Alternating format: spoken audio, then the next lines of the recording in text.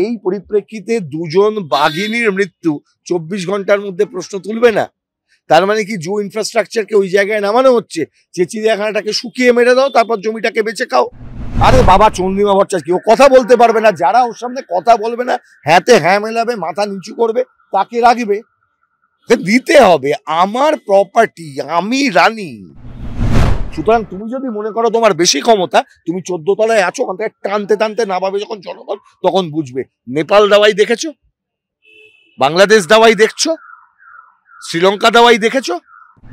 পার্থ চ্যাটার্জির মান সম্মান, তৃণমূল করলে মান সম্মান থাকে কিনা এটা আগে প্রমাণ করুন, তারপর বলুন ওর মান সম্মান রাখার দায়িত্বটা মমতা অভিষেক নেবে, তো তারপর আমরা নেব। উনি ভেবেছেন ওনার কতগুলো 213টা না 14টা এমএলএ নিয়ে, আমি তো গরু ভেড়া ছাগল বলি, এই গরু ভেড়া ছাগল নিয়ে উনি ভাবছেন বোধহয় সবকিছু করে দেবেন। আমি তো বলছি আমরা শূন্য নিয়ে ওনার গভর্নমেন্টকে ফেলে দেবো। চিড়িয়াখানায় একের পর এক বাঘ অসুস্থ হচ্ছে, পরপর দুটি বাঘ, সেই নিয়েও একাধিক জল ঘোলা রয়েছে। দেখো, জল ঘোলা হবার কারণ আছে। চিড়িয়াখানার জমিটা ভাইপো বলল আমার চাই, পিসি বলল বেচে দাও, ববি গিয়ে নিজের পাওয়ার ব্যবহার করে বলল যে আমি ওটাকে বেচে দেবো, হিটকো করে দিল টেন্ডার, আদালতে এলো, আদালত স্টে করে দিল। তার আগে দেখা গেল চিড়িয়াখানা থেকে জন্তু চলে যাচ্ছে। কোথায় চলে যাচ্ছে? ভান্তারা। ভান্তারা কার? মুকেশ আম্বানির ছেলে, ওই অনন্ত আম্বানি, তার ব্যক্তিগত জু। সেখানে কলকাতা চিড়িয়াখানা থেকে জন্তু চলে যাচ্ছে, সেটা কেন্দ্রীয় সংস্থার রিপোর্টে এবং রাজ্যের চিড়িয়াখানা অথরিটি কর্তৃপক্ষ তার রিপোর্টে আছে। তাহলে এই পরিপ্রেক্ষিতে দুজন বাঘিনীর মৃত্যু 24 ঘন্টার মধ্যে প্রশ্ন তুলবে না? তার মানে কি জু ইনফ্রাস্ট্রাকচারকে ওই জায়গায় নামানো হচ্ছে যে চিড়িয়াখানাটাকে শুকিয়ে মেরে দাও, তারপর জমিটাকে বেঁচে খাও? লোটো বেচো খাও, এই সরকার তো চলছে। লোটো বেচো খাও। বাংলার জমি, সরকারের জমি, ইংরেজ আমল থেকে যে জমিগুলো পাবলিক প্রপার্টি হিসেবে ব্যবহৃত হয়েছে, সেগুলোকে বেচে দাও, বেচে দিয়ে খেতে হবে। এখান থেকে কাটমানি আসবে, ওখান থেকে কাটমানি আসবে। কাটমানি কোথাও কেউ বলছে কালীঘাটে যাবে, কেউ বলছে কাঁথিতে যাবে, কেউ বলছে ক্যামাক স্ট্রিটে যাবে। আমার তো ধারণা কলকাতা চিড়িয়াখানা থেকে সোজা ভান্তারা। ভান্তারা মানে এটা কোথায় বলো? রাজ্যের নাম গুজরাট। কেন পৌঁছাচ্ছে? গুজরাট পর্যন্ত পৌঁছতে হবে। ঠিক দিদিমণি পৌঁছেছিলেন। সেই মোদি গুজরাট দাঙ্গার পর যখন অত মুসলমানের রক্তমাখা হাতে যখন ভোট জিতলো, আমাদের দিদিমণি একদম প্রেম প্রীতির গোলাপ ফুল পাঠিয়েছিলেন গুজরাটের নবনির্বাচিত মুখ্যমন্ত্রী নরেন্দ্র মোদীকে। বেশি দিন আগেকার ঘটনা নয়, মনে করিয়ে দিচ্ছি, 2002-03-এর ঘটনা, আমরা ভুলে যাইনি। ঠিক তেমনি এখন দেখুন কলকাতা চিড়িয়াখানা থেকে, আমরা আগে শুনেছি বিভিন্ন দেশের বিভিন্ন জু থেকে উপহার দেওয়া হতো, যে আমাদের দেশকে, আমাদের রাজ্যকে, কলকাতা চিড়িয়াখানাকে বিভিন্ন দুটো বাঘ উপহার দেওয়া হয়। এখন পশ্চিমবঙ্গ থেকে হয়তো ভাইপোর পশ্চিমবঙ্গ থেকে ওখানে অনন্ত আম্বানির চিড়িয়াখানায় কিছু জন্তু উপহার দিয়েছেন কিনা, সেটাও তো তদন্ত করে দেখা উচিত। আমরা জানি আমাদের হাইকোর্টে অলরেডি প্রাণী এই এই এই মিসিং এর প্রশ্নে অলরেডি এফিডেভিটের ডিরেকশন হয়েছে। আমরা তদন্ত চাইবো, এত তাড়াতাড়ি আমরা ছাড়ছি না। কিন্তু এবার এই ক্ষেত্রে তো আমরা দেখতে পাচ্ছি হিটকোর যে চেয়ারম্যান ফিরহাদ হাকিম, তাকে বদলি করে, আরে ওকে তো সরিয়ে দিয়েছিল। ফিরহাদ হাকিম মানে ববির কথা বলছো? ববিকে কবি সরিয়ে দিয়েছিলেন তো। ববিকে কবি ডিসেম্বর মাসেই সরিয়ে দিয়েছিলেন, খোঁজ নাও। তারপর মাঝখানে ওই হরেকৃষ্ণ ত্রিবেদী, ওই যেটা আগে চিফ সেক্রেটারি ছিল, ওটাকে বসিয়েছিল, তারপর ওটাকে জুতো মেরে সরিয়ে দিয়েছে। এখন এই তো করবে, এর বাইরে কি করবে?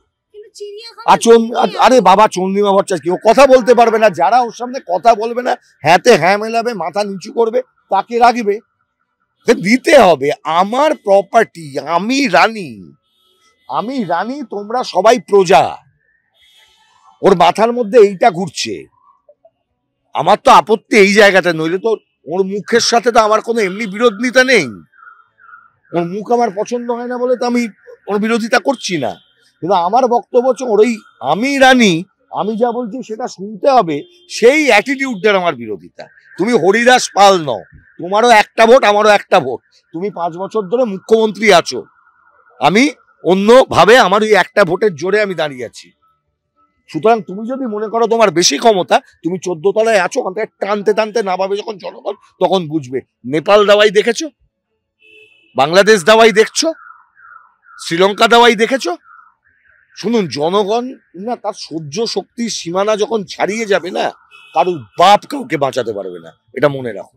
একেবারে অন্য প্রসঙ্গে আসবো। আসবো। আজকে প্রাক্তন শিক্ষামন্ত্রী পার্থ চ্যাটার্জিকে যে এই আদালতে তোলা হলো, ভার্চুয়ালি তিনি উপস্থিত ছিলেন এবং সেখানে তিনি বললেন যে আমি তো শিক্ষামন্ত্রী ছিলাম, আমি নির্দোষ, আমার একটা মান সম্মান আছে। আমি কি? আমি তো শিক্ষামন্ত্রী ছিলাম, আমি নির্দোষ, আমার একটা মান সম্মান আছে। কিসের মান? পার্থ চ্যাটার্জির মান সম্মান? তৃণমূল করলে মান সম্মান থাকে কিনা এটা আগে প্রমাণ করুন, তারপর বলুন ওর মান সম্মান রাখার দায়িত্বটা মমতা অভিষেক নেবে, তো তারপর আমরা নেব। আগে বলুন মমতা আর অভিষেক তার মান সম্মান রাখার দায়িত্ব নেবে কিনা, মমতাকে জবাব দিতে বলুন, তারপর অন্য কথা হবে। যারা বলছে তারা নাকি মিথ্যে কথা বলছে। কে মিথ্যে সত্যি পরে বোঝায়। পার্থ চ্যাটার্জি না নেতা হয়, এখনো তো এমএলএ আছে, এরপর দেখবেন ওই পা পচে গেছে না কি বলছে। হ্যাঁ, পাপ তো পাপ বাপকেও ছাড়ে না, পাপ বাপকেও ছাড়ে না। অনেক ক্ষমতা দেখিয়েছিলে যখন ক্ষমতায় ছিলে, যখন মন্ত্রী ছিলে তখন চমকাতে লোককে ধরে, আর দেখো তুমি যখন ক্ষমতা নেই তখন তোমাকে আদালতের কাছে কি অবস্থা। এই শাস্তি যারা অত্যাচার করছে তাদের হবে, পা থেকে মাথা পচে যাবে, তোমাদের সম্মান থাকবে না, তোমাদের সম্মান থাকবে না, তোমরা ক্ষমতা হারাবে, তোমরা অস্তিত্ব হারাবে।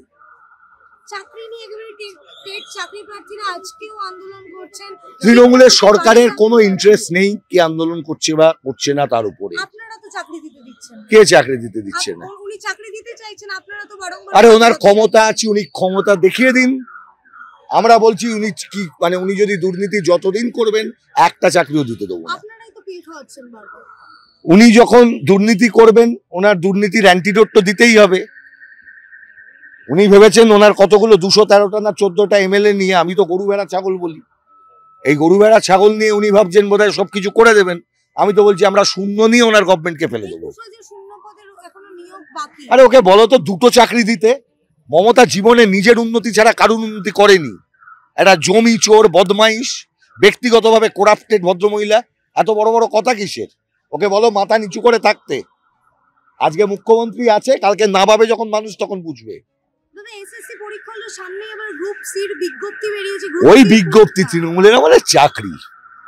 তুমি কোনোদিন ওই দেখেছো স্যান্ডো গেঞ্জির বুক পকেট? তৃণমূলের আমলে চাকরি, সৎ তৃণমূল দেখেছো? দেখোনি তো। টেন্টেড গভর্নমেন্ট গ্রুপ সি, গভর্নমেন্টটাই তো টেন্টেড, টেন্টেড চিফ মিনিস্টার। দেখো না কি হয় এখন, কেন জিজ্ঞেস করছো? প্রত্যেক দিনই তো ডেভেলপ করছে। আগে দিক, আগে আচাক, না আচালে বিশ্বাস করো না। ওর কপালে তৃণমূল এই কথাটা লেখা আছে, না আচালে বিশ্বাস করো না। ওকে ওর ভাই ভাইপো বিশ্বাস করে না, তুমি বিশ্বাস করতে যাচ্ছ। আমি তো বললাম তোদের 213টা আছে, আমার 0 আছে। তোর গভর্নমেন্টকে একটা দিনও নিশ্চিন্তে থাকতে দেবো না। আমি তো বললাম তোর গভর্নমেন্টকে একটা দিনও নিশ্চিন্তে থাকতে দেবো না, 1 মিনিটও তোকে ঘুমোতে দেবো না। আমি বললাম না 0 ক্ষমতা, তোকে একটা দিনও নিশ্চিন্তে থাকতে দেবো না, এটা আমার বক্তব্য। একটা দিনও না, ওরা একটা রাতের ঘুমও নিশ্চিন্তে করতে দেবো না। বাকিটা উনি তো বলে একবেলা ঘুমন না, একবেলা ঘুমন না বলেছে, ওই বাকি বেলাটাও দেবো না ঘুমোতে।